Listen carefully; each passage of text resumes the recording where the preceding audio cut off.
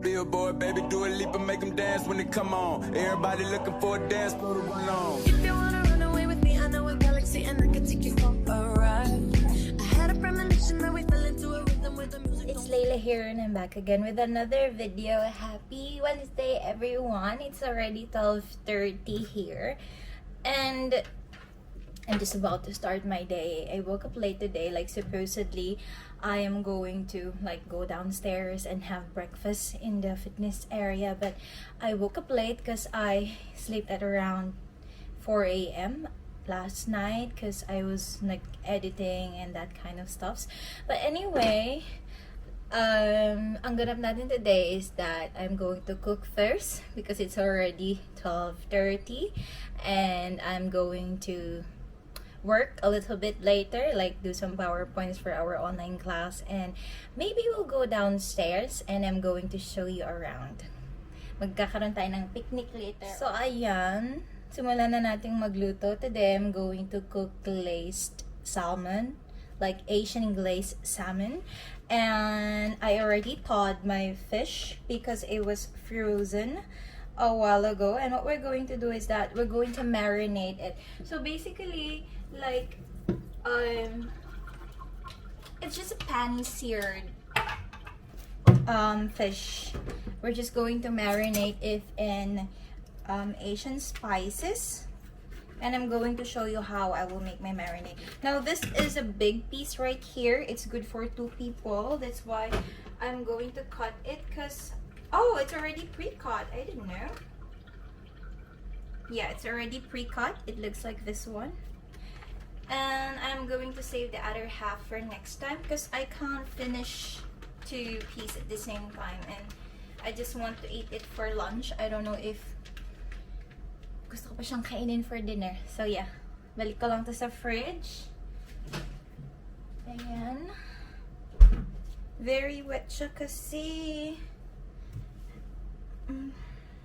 it has been sitting in the countertop. First thing that I do, guys, is I'm going to pat it dry with the kitchen towel para lang hindi siya super wet. Kasi kapag masyado siyang wet, first, it's all going to absorb the marinade. And second is that kapag pinansear natin siya later on, maaari tayong matalsikan.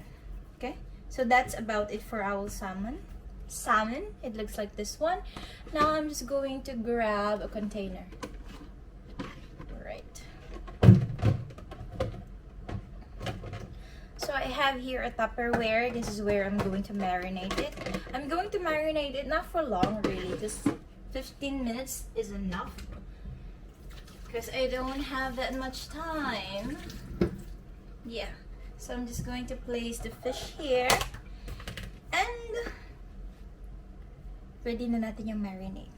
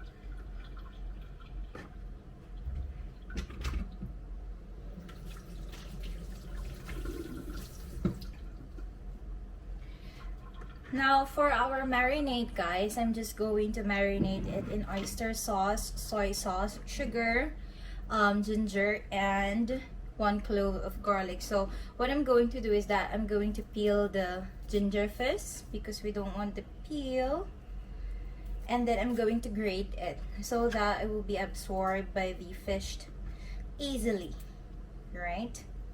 So yeah, I'm just going to peel it, and then I'm going to grate it directly on top of the fish itself. Same thing with the garlic. I'm just going to remove the peel, and then I'm also going to grate it.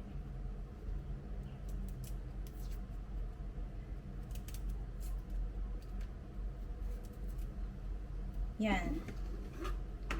So grate lang natin directly onto the fish.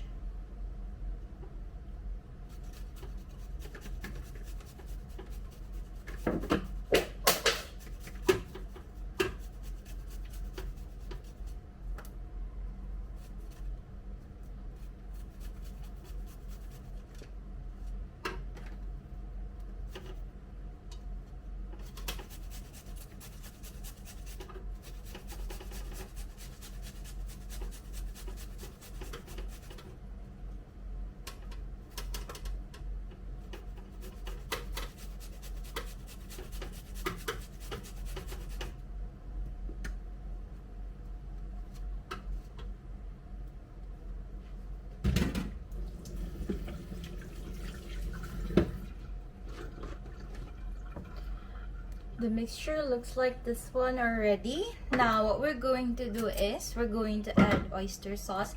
Now if you live in Thailand, this is the particular oyster sauce that I use. I'm just going to add like roughly around 2 teaspoons. It's enough to cover the whole fish. Yeah, so around 2 teaspoons.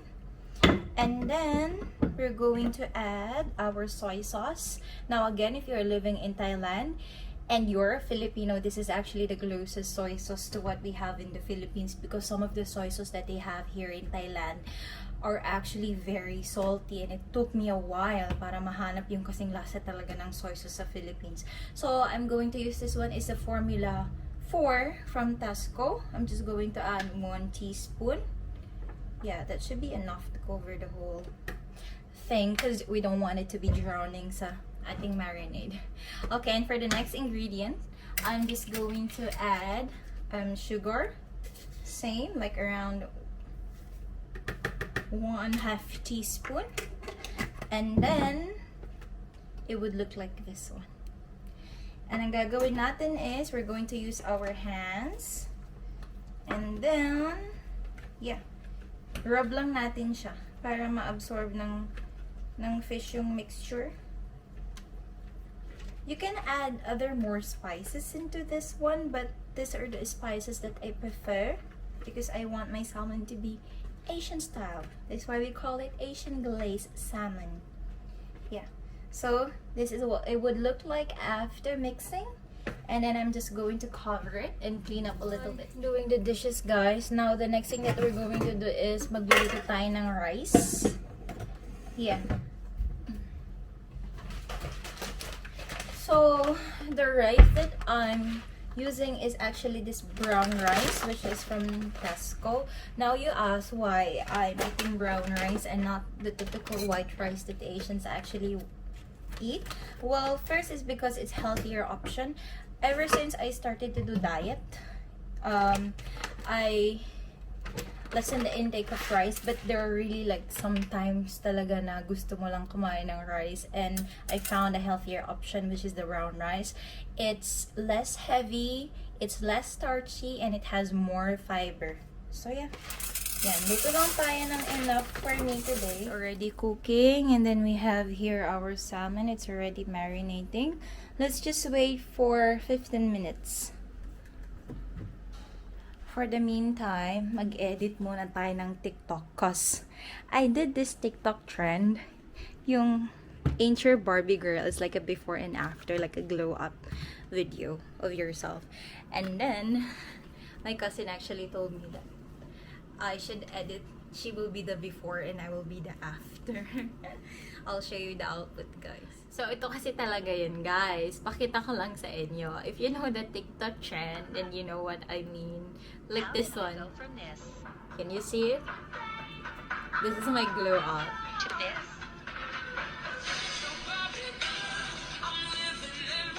Now, my cousin actually asked me to do a glow up na siya yung before, tapos ako yung after. Now, this is my cousin before. How did I go from this? Can you see the difference? Hindi naman talaga ako yan. To this.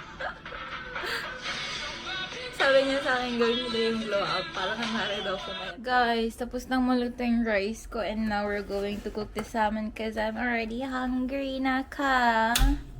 So what I'm going to do is I'm just going to pan sear it. Just going to cook it in a little bit of oil and a little bit of sesame oil, like ordinary vegetable oil and sesame oil.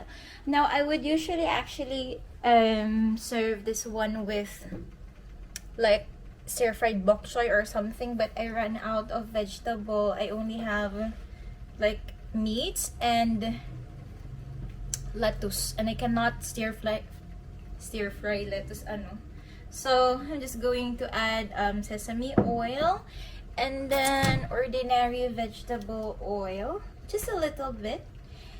We're just going to preheat the pan para hindi siya mag-stick sa ating pan. Just a little bit. And then a little bit of sesame oil. Just put a little bit because a little bit goes a long way. We don't want the sesame oil to overpower it. Now, yeah. You know what? When I first cooked salmon, I thought that it was very hard, you know, because kapag manonood ka sa mga YouTube video, tsaka sa mga siya, parang, oh, ang hirap niya. Like that. Because, like, you know, like, salmon is really a premium fish, that's for sure. But, I never thought that cooking salmon would be this easy, you know? So, I'm just going to remove the excess, marinade, because susunog to, guys, kapag hindi ko siya tinanggal. So, I'm just going to pan sear it like so. Skin side first. And one pro tip. Wow, pro. Huwag niyo siyang gagalawin. Not until nakita nyong luto na yung side na yan. Because otherwise, especially if you're not using non-stick pan, masisira yung balat. And second is that it wouldn't cook evenly. That's what Gordon Ramsay told me at least. This is the current situation, guys. Once you see that it already changed color like this one, yun, tumatusik-tusik siya. Use our tongs and flip lang natin siya. Yan! Ah! The food looks like, guys. So I garnished it with a little bit of sesame seeds, and then I place a little bit of green onions. I just served it with rice because what better way to enjoy your fish with rice, especially if you're Asian, right? Samahan niyo akong kumain. I just cook it for like less than 5 minutes, and you know it's very flaky. Yeah. Sarap. Mangan tayo, apo. And then I also have this one. Dutch meal. We also have Dutch meal in the Philippines, but it only can come with like small packets like this. I don't think we have the big one, but here in Thailand, they have the 1 liter one, and then they also have 1 liter of Yakult. So amazing. I like this one a lot, especially the blueberry flavor.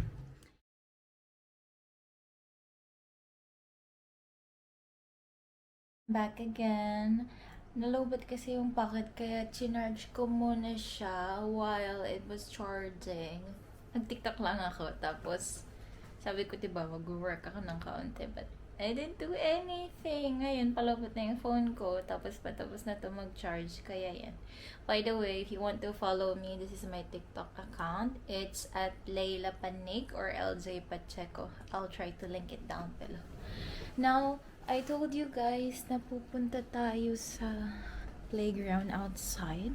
But medyo mainit-init pa. Wait, pakita ko sa inyo. Kasi yung pupuntahan natin is literally sa likod lang ng building ko. Ayan siya. Yan, yung dyan sa baba dyan. You can see that there are actually like fitness equipment. That's where we're going. And I think we're going to do a little bit of picnic. Hopefully walang tao later on because the gym is closed. And since it's closed, most of the people actually use this amenity. So yeah. For the meantime guys, tayo munang maghugas ng pinagkainan kasi hindi pa ako naghugas ng aking pinagkainan.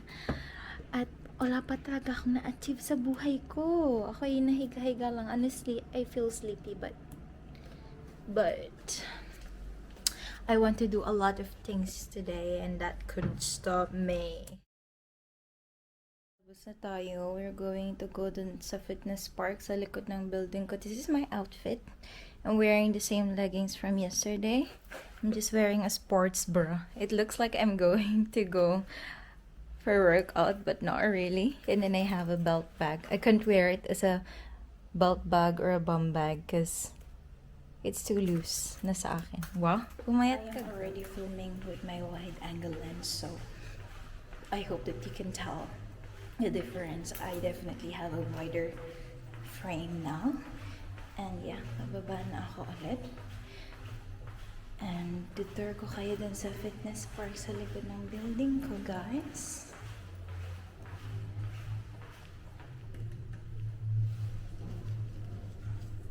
Must wear a mask.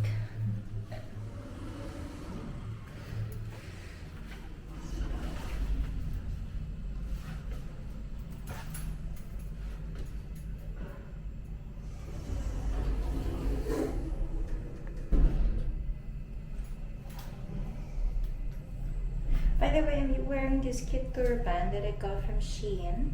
It's a leopard print turban. I think it's just around 60 baht. If you're interested, I'll try to link the product down below. I'm nervous again to do vlogging outside because I'm not sure if there's a lot of people there. Guys, I'm already outside. I'm walking towards the fitness park. And yeah, it's just like a couple of meters away from my building already. When I walk into the kitchen, you saw the look on my face, you saw the look on my heart to get out of this place. Usually motorbikes actually park here. Yeah.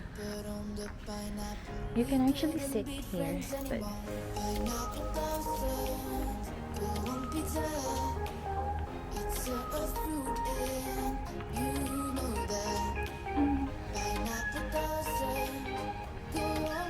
yeah, it's actually been a long time since I last came here, you know? Yeah. We have their playground for kids, and we have like the fitness equipment, and so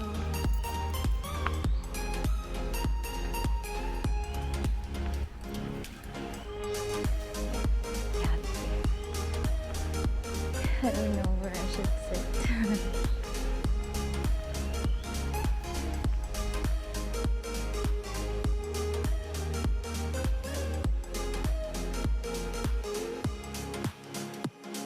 I'm still here outside. I'm just sitting. Papahangin lang because it's good to have fresh air, you know, because inside my room it's very hot and I decided not to eat or buy anything anymore because it's almost dinner time, and if I buy snacks I wouldn't be able to eat dinner again. But yeah, upo-upo lang tayo dito. I'm not really going to work out or anything like that. I just want to show you around.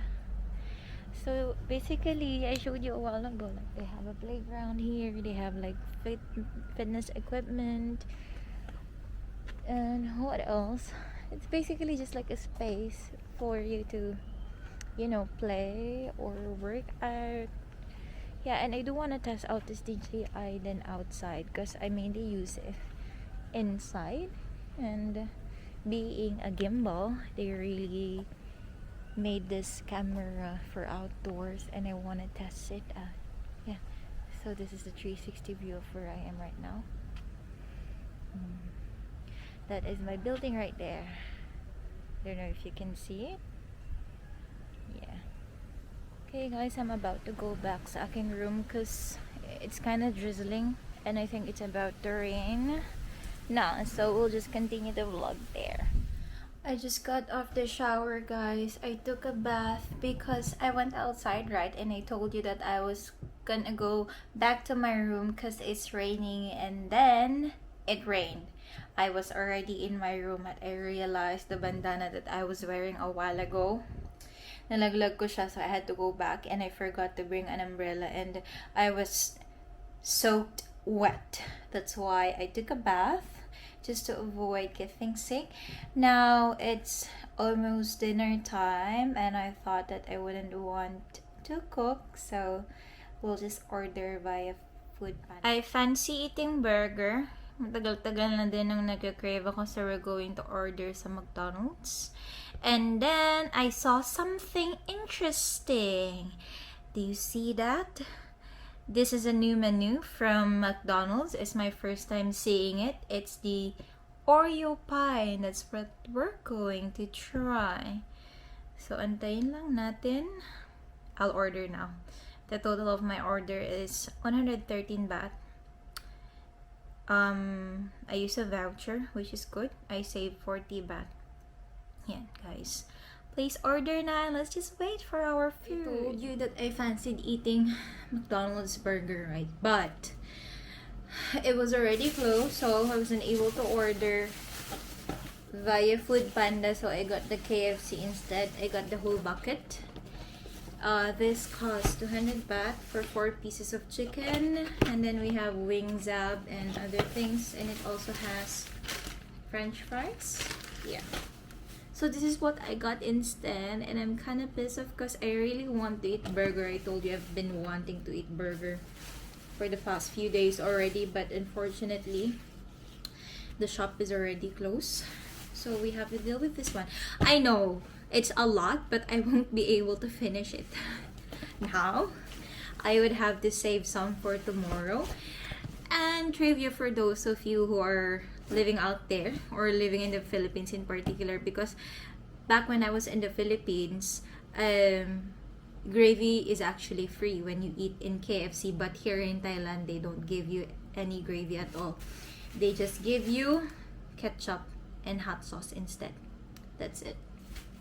Yeah, so my food looks like this one. I would probably eat a little bit of rice later. I got the spicy one. You know, one of the things that I learned living in Thailand is eating spicy food. I have learned, or I have grown to love eating spicy food. Like before, I hated it. Like I couldn't even take it. I wouldn't want to eat outside because all of their foods are spicy. But 2 years living in Thailand, now I want everything spicy. Even my egg, when I cook egg in the morning, I want it to become spicy. Like I usually add spice into it. But anyway, kain tayo, mangan tayo, apo. So good.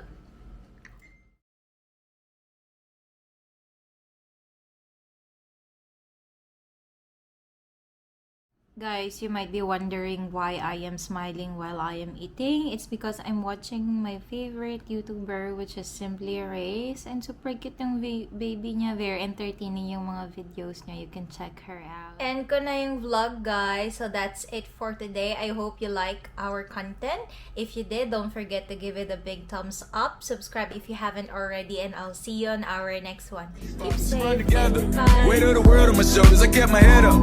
Now baby, stand up. I got you, moonlight, you're my starlight. I need you all night. Come on, dance with me. I take you, moonlight, you're my starlight. I need you.